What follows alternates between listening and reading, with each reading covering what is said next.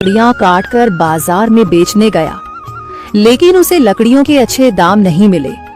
इस पर मरचू ने कहा, अरे भैया, इतने कम पैसे, इन पैसों में तो 2 वक्त का खाना भी नहीं मिलेगा।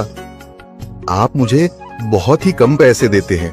मैं इतनी मेहनत से लकड़ियां काट कर आता हूँ, लेकिन उनके पैसे मुझे बहुत कम मिलते हैं।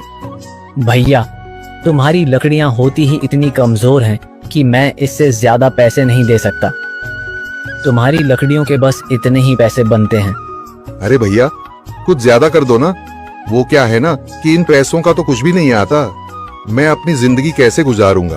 भैया, तुम जाकर अच्छी लकड़ियां लाओ, तभी इन लकड़ियों का अच्छा दाम मिल पाएगा, वरना इन लकड़ियों का तो यही दाम है।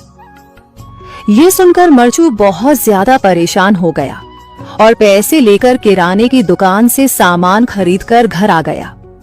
घर पहुंचते ही मरचू की पत्नी सीता ने कहा, अरे जी, सामान ले आए आप?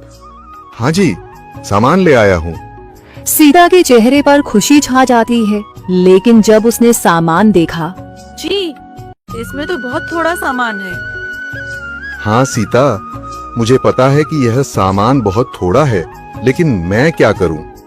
मेरे पास जितने पैसे थे, मैं उतने का ही सामान लेकर आ गया हूँ। इस तरह हमारा गुजारा कैसे हो पाएगा जी? आपको तो पता ही है कि हम कितनी मुश्किलों से गुजारा करते हैं। हाँ हाँ, मुझे पता है, लेकिन मैं कर भी क्या सकता हूँ? मेरे पास इतने पैसे ही नहीं कि हम एक अच्छी जिंदगी गुजार सकें। इतनी मेहनत कर रहा हूँ, लेकिन फिर भी मेहनत का फल नहीं मिल रहा। इतनी मेहनत से अच्छी लकड़ी काट कर आता हूँ, लेकिन मुनासिब दाम नहीं मिलता। मैं तो बहुत परेशान हूँ। क्या करूं? कहाँ जाऊं? अरे जी, आप परेशान न हो, आप कोई और काम देख लें। मैंने कई बार काम तलाशने की कोशिश की, पर किसी ने भी मुझे काम नहीं दिया। ये सुनकर सीता भी काफी ज्यादा परेशान हो गई। मरचू से सीता की परेशानी नहीं देखी गई। उसने अपनी पत्नी सीता से कहा, मैं फिर से जंगल की ओर जा रहा हूँ। अरे जी, अभी मत जाइए ना, वैसे भी शाम हो रही है। आप कल चले जाइएगा, अभी मत जाइए। ठीक है, अगर तुम रोक रही हो तो मैं नहीं जाता। मैं कल चला जाऊंगा।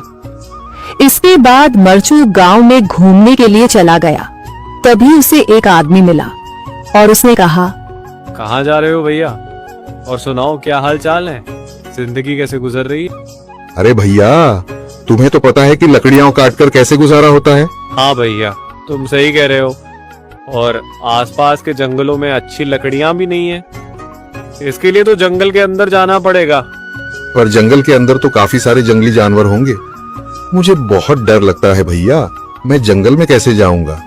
हाँ भैया, जंगली जानवर तो होंगे, लेकिन अच्छी लकड़ियां तो वहीं से ही मिलेंगी।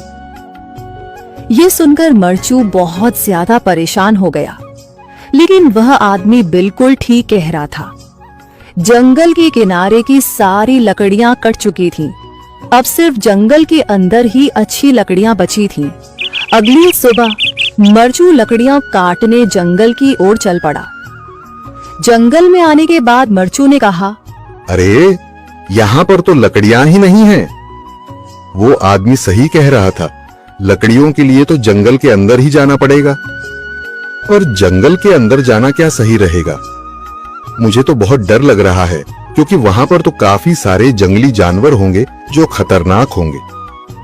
अगर आज मैं जंगल के अंदर नहीं गया तो मैं आज घर पैसे लेकर नहीं जा सकूंगा, और फिर जब पैसे नहीं होंगे तो गुजारा कैसे होगा? मरचू जंगल के बाहर खड़ा सोचता ही रहा और फिर उसने सोचा, अरे, यहाँ पर भी कोई मजबूत पेड़ दिखाई नहीं दे रहा जिससे मैं लकड़ियां काटकर घर ले जा सकूं। लगता है और अंदर